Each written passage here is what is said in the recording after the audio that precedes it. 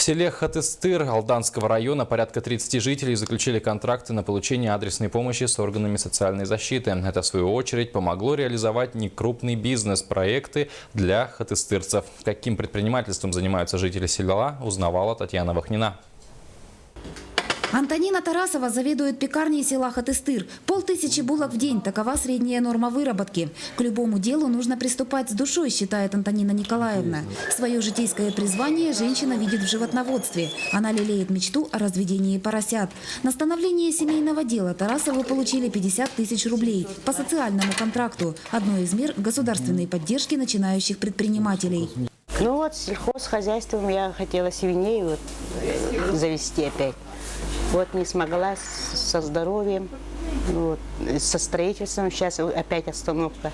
Мечту об открытии свинофермы, однако, Антонина Николаевна не оставила. Если обстоятельства сложатся благополучно, к весне во вновь выстроенных загонах на подворье Тарасовых поселятся первые хряки и свинки.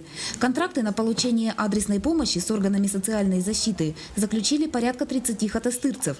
На соседней улице звенит пилорама. Главе семьи Гермогеновых предстоит переработать не один куб древесины. Деньги по социальному контракту на приобретение станков получила Эльвира.